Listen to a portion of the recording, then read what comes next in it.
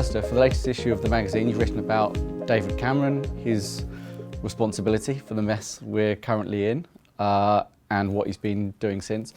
Is this a piece that you've thought about writing for a while? Is it something that's been percolating in your head? Well, I've tried to get interviews for GQ with lots of Tories, and I think the only member of the cabinet who's done one is Matt Hancock. Yeah. And you know, quite a lot of them have sort of been. I'll come back to you on that one.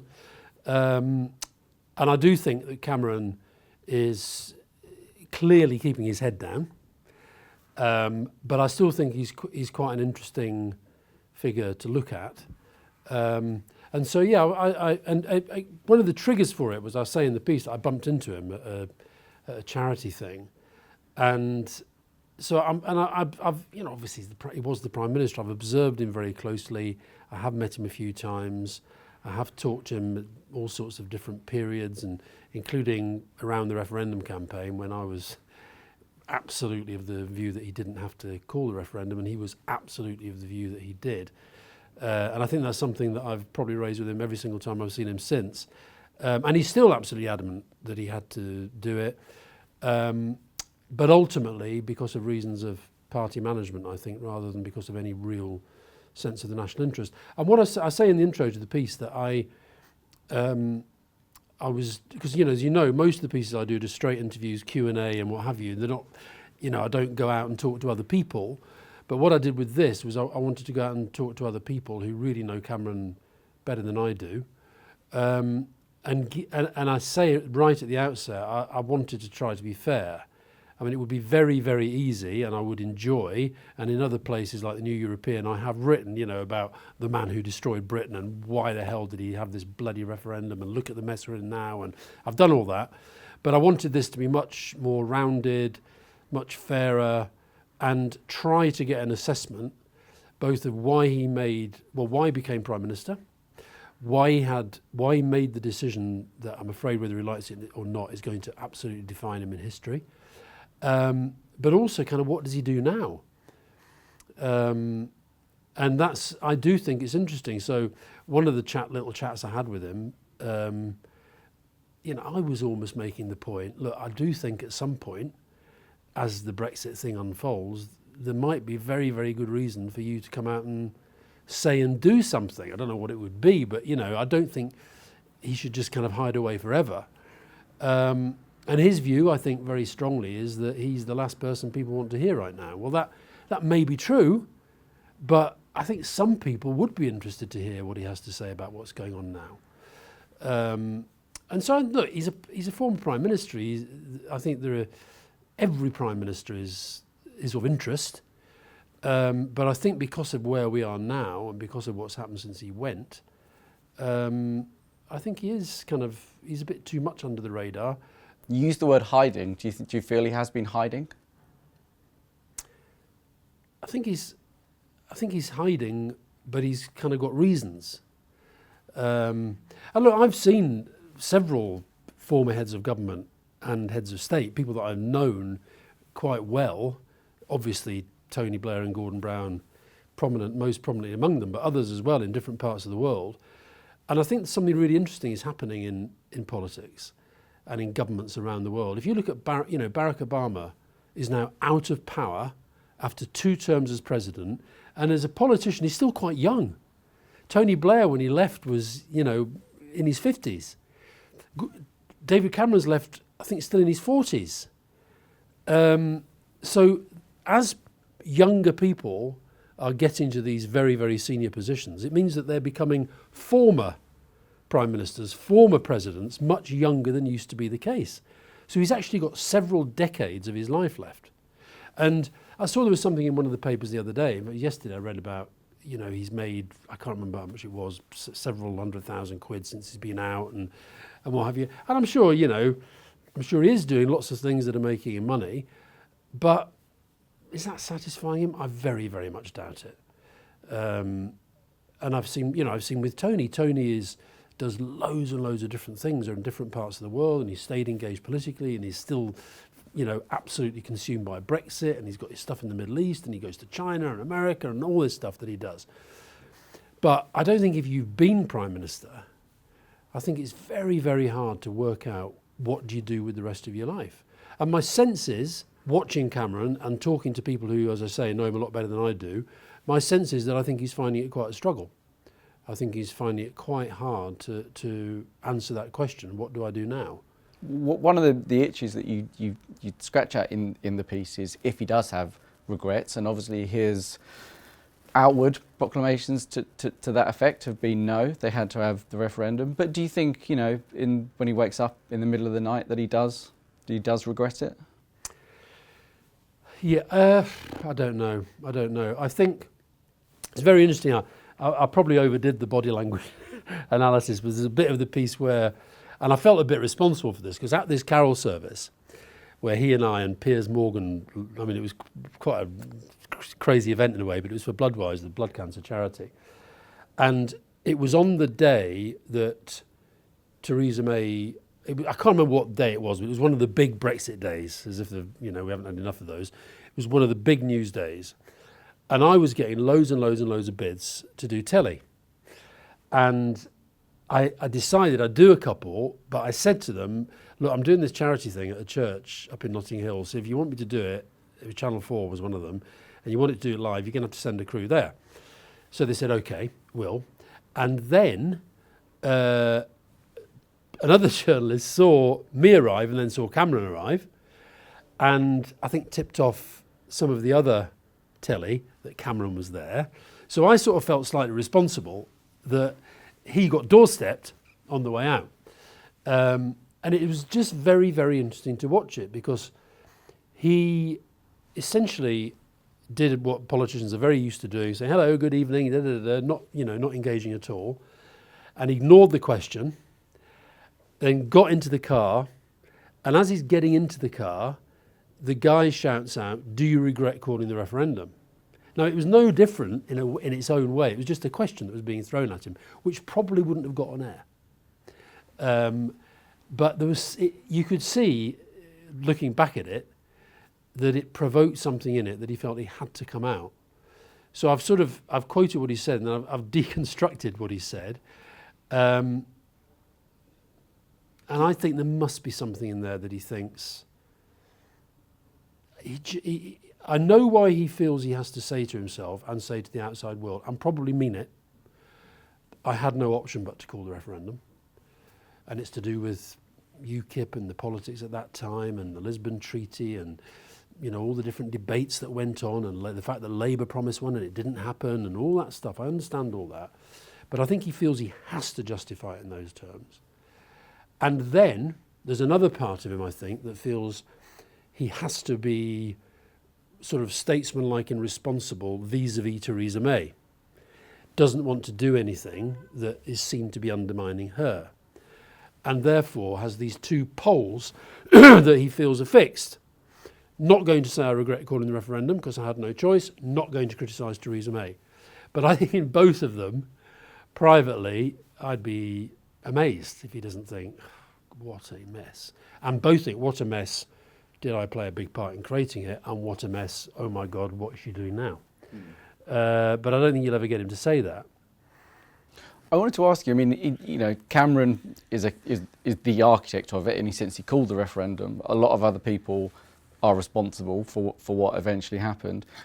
I just want to pick the three of the main players and where they rank for you in who you're most angry at, between Cameron for calling it in the first place, Boris for backing the Leave campaign and being Johnson is his name.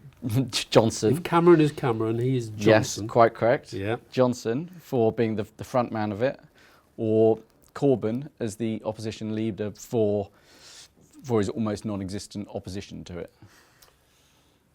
Can I throw another one in? Yeah. Because I think it's interesting this. The one that I sense Cameron is most angry with, I think it's a toss-up between Michael Gove and Jeremy Corbyn. And one of the people I spoke to, who is very close to Cameron and was very close during the campaign, indicated to me that he was never that close to Boris Johnson. Always saw him as a bit of a nuisance and a bit of a menace. Always recognised he had a certain skill, well, we've all seen what it is, lying charlatan shit. But actually was genuinely felt he had a very close friendship with Michael Gove. And so my sense is he feels much more angry with Gove than Johnson. And does feel, I know, because I wasn't that closely involved in the campaign until towards the end when they asked me to go and help with prepare some of the people in the TV debates. And I can remember at that time all of Cameron's people and Cameron himself constantly saying, you know, why is Corbyn not doing more? Why is Corbyn not coming out sort of mobilising the Labour vote and da-da-da-da. Now, I think they were a bit naive to think that was going to happen any more than it did. And I also think possibly overestimated the extent to which Corbyn necessarily was going to move some of the people who they worried were shipping to leave. Because I think, you know, this whole Brexit debate's got so kind of dominant in our politics. I think people, you know, maybe overdo the idea that the Labour leader, whoever it is, can somehow go to places like Doncaster and Wakefield and Burnley and Accrington and suddenly everybody's going to go, oh yeah, I'm going to vote Leave because the Labour leader's here. I think knowing some of these places quite well, I'm not sure that is as straightforward as it sounds. But I certainly think that, look, Labour could have done more in the campaign, definitely. And the kind of ambivalence about it, I think was a problem, and I think it's continued to be a problem. I don't think Farage's role should be sort of written out, but I think the two politicians who carried the ball over the line, I think were Johnson and Gove. You know, we talked about what should Cameron be doing now. Let's say in a wildest dreams scenario for you, he comes out and is a big supporter of the people's vote. Would that change matters? Would it then happen? Would it help? I think it would, because I think that it's like within the People's Vote campaign. Just to give you an example, you know, there are people who will say who are big People's Vote supporters and might be Labour supporters, might be Greens, Lib Dems, SNP, and so let's say, for example, that Tony Blair pops up and makes a big intervention, and it leads the news, as sometimes it does, or is, you know, on the big programmes or whatever it might be. And you will have people on the People's Vote campaign saying, oh God, every time Tony Blair opens his mouth, he turns people off, da-da-da-da. And that is true for some people. But there is another part of the electorate that actually will be interested, will listen, will engage, and might have their minds changed, or might not. And I think the same could go for Cameron. Look, the minute Cameron comes out and says anything about Brexit, there will be an absolute avalanche of, you're the guy who caused it, you can fuck off, you know, da-da-da-da. That is true. And there's a line in the piece that came from, I think I may have written it as though I thought it up, but it was actually one of his people who said that he realises that there's going to be a personal and political pain barrier to go through at some point. That's what he means by that. Now, I think if that pain barrier for him comes when he's out flogging a book, I'm not sure that's the right time and place to be doing it. He's written a book. It's presumably going to cover his whole life. And again, I think rather wishful thinking, you get the sense that he's hoping that it will, you know, there'll be enough space for the whole of that story to be told. And, you know, if you become Prime Minister, it's a big story, and that background is important, and early life is important, and what have you. But we all know where the news lines are coming from. Exactly. What he says about Brexit, what he says about what's going on now, that's what people, certainly the media, will kind of focus on. And you know, not for me to say what he should do, and he probably wouldn't listen much anyway, but I do think if I were him, I'd think about engaging in this stuff before that. Knowing you're going to get the avalanche, I think at the moment, the country sort of feels so kind of listing and badly led, and the politics feels so kind of all over the place, that this is why I say to Tony, despite all these other people in the People's Vote campaign saying, you know, can't you sort of shut him up a bit, and sometimes say to me, can't you shut up a bit, and because, you know, we're trying to get the Corbynistas on board, wherever it might be. But I just think now that at this moment in our history, I think millions of people are feeling like they just want to hear a bit of sense somewhere, and they want to get a bit of thinking, you know, and I think that whatever people think about Tony, I don't think there's anybody better at framing big arguments and explaining them.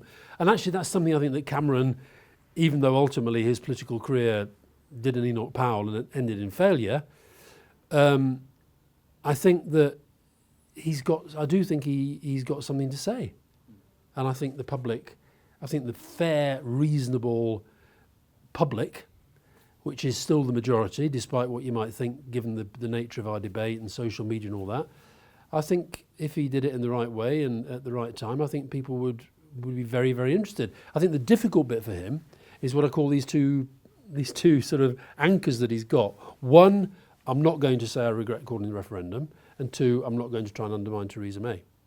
But actually there may come a point where, you see, at the moment, you know, sitting here now, just after we've had Theresa May sort of doing a complete volte-face and suddenly saying that this deal that could never be undone, she's now going to go and undo it, and the ludicrous right-wing media going, triumph for Theresa, isn't this amazing? Because these Tory MPs equally did a volte-face based on next to nothing.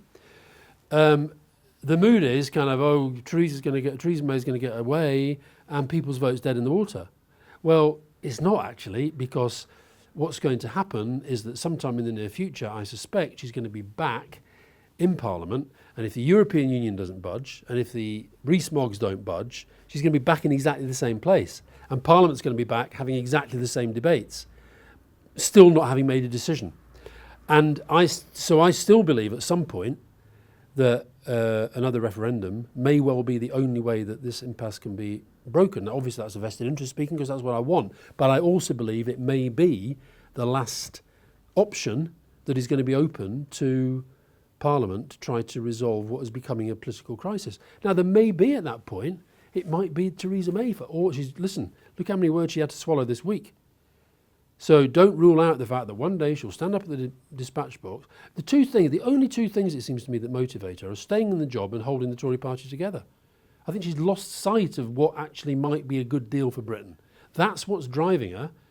And it might be she gets driven to a point of thinking, do you know what, the only way I can stay in my job and the only way I can keep the Tory party together is actually to say to the Remainers in my party, well, look, you've been campaigning for People's Vote, here you go. And to the hard Brexit people, look, the only way I'm going to be able to get this, you're going to be able to get this, is we put it back to the people. So, again, I'm not saying if I was a bookmaker, I wouldn't be giving great odds. Oh, well, I would be giving great odds, sorry. But I think that's possible. And I think at that point, look, he knows, and I'm sure George Osborne knows, and, you know, the people who fronted and led the campaign last time, they can't possibly imagine they're going to do the next one. But it doesn't mean they can't have a voice at some point.